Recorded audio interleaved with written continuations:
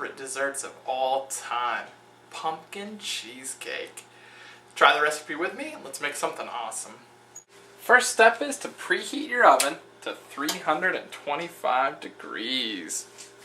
Now what you need to do is take 2 8-ounce packages of cream cheese, and it needs to be thawed. So set it out at room temperature or use a microwave to thaw it.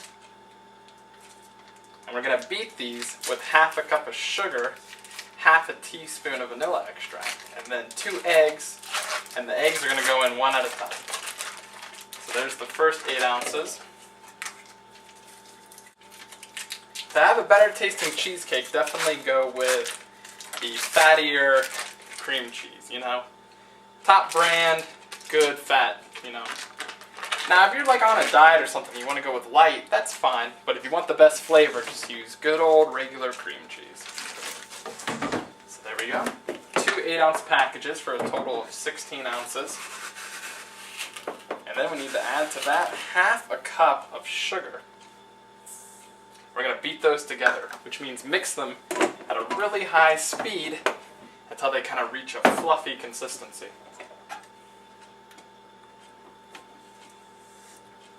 So I'm going to start out by just doing a couple slow mixes.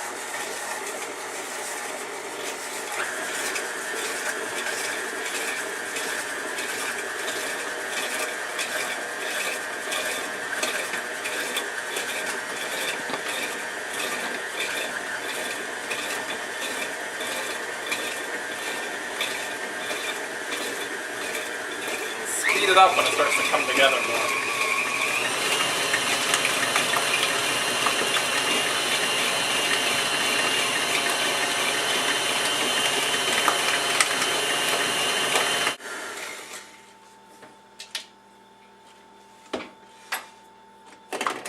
As you can see, it's really got this fluffy consistency to it. If you've ever beaten butter, or softened butter, or softened cream cheese with sugar, like we are now, you'll see this kind of consistency.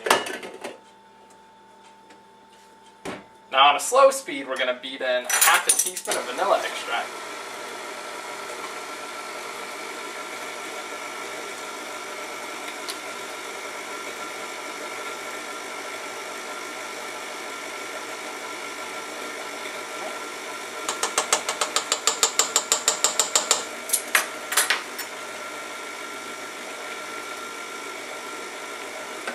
Speed that up a little. Now, to make sure it all mixes together really well, I'm going to take an icing spatula and just kind of go along the edges. Just push them down. This makes sure that they all get mixed in, because sometimes, you know, your mixer will push stuff on the edges and it just gets stuck there and it kind of hangs out while everything else is mixing. So this ensures that it will get mixed up again.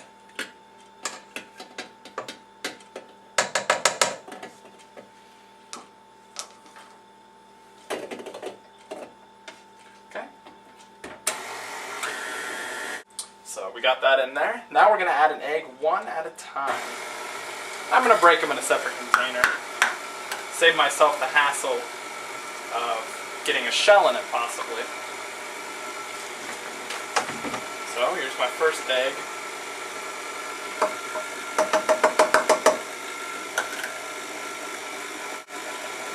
Okay. Speed that up for a minute. Now I'm going to break my second egg in a separate container. Second egg. Get that in there.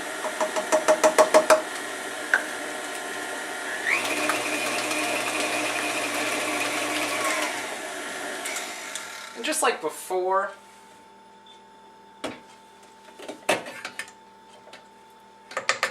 gonna scrape down the edges, make sure they really get mixed into it.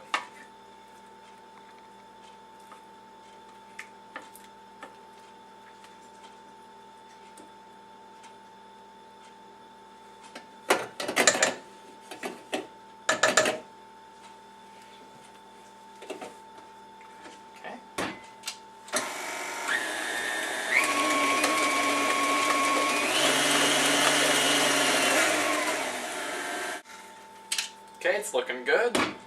It's looking a lot like cheesecake batter. Now at this point, we're going to take a cup of this and spoon it into our graham cracker pie crust.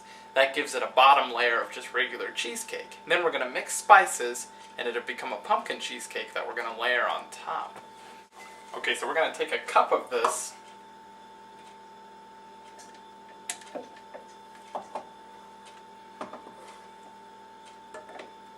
You know, or about a cup. You don't have to be 100% exact. We're going to put it into our pie crust. You can use your icing spatula from before. Make sure it all really gets in there. It's been spread out.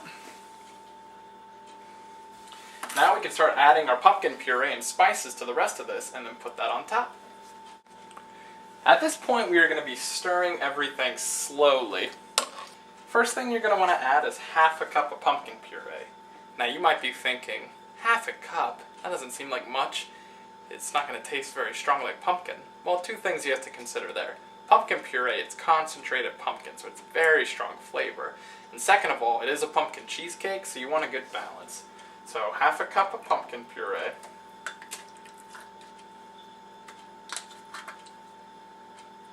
And you can go a little more or less. I mean, anytime you make a recipe, it becomes yours. So change it, you know, however you want.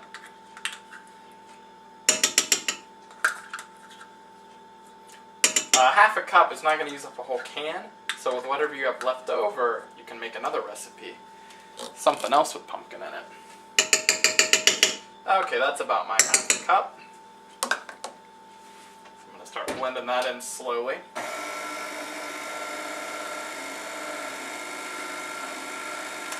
You also need a half a teaspoon of ground cinnamon. And cinnamon is also very strong. Very concentrated. So there's my half a teaspoon.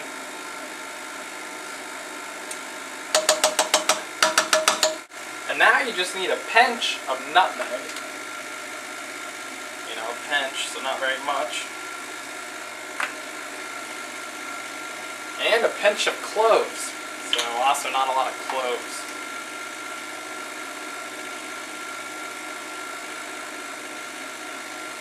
There we go.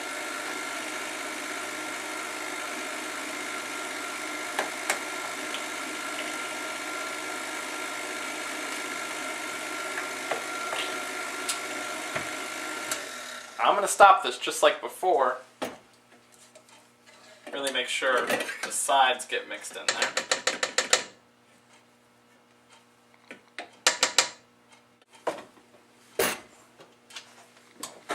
Continue it on a slow speed, make sure everything gets mixed really well.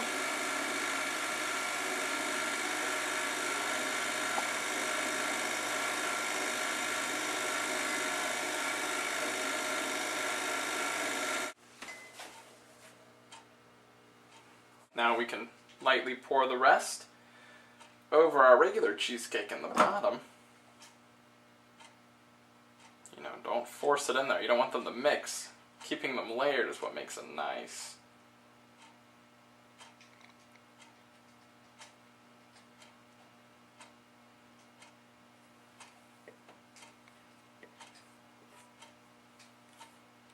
Icing spatulas are great because they really allow you to scrape everywhere in the bowl and get out as much batter as possible.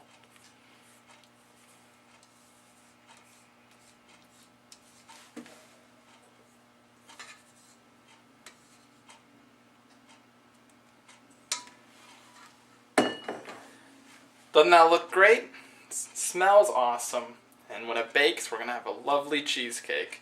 So let it settle a little bit and then we're going to put it in the oven. Bake it in your oven preheated to 325 for 35 to 40 minutes. More or less depending on the hotness of your oven. I've heard a good tip for cheesecakes is to actually turn off your oven a little bit before it's done and just let it sit in there and cool down with the oven. So I'm going to try that this time and see if it helps.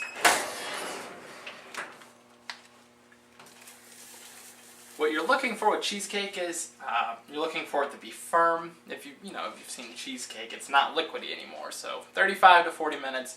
I'll probably turn my oven off at 30 minutes and just let it cool down.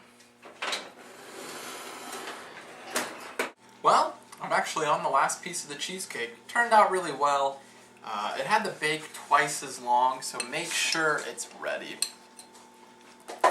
It's really delicious. Good luck!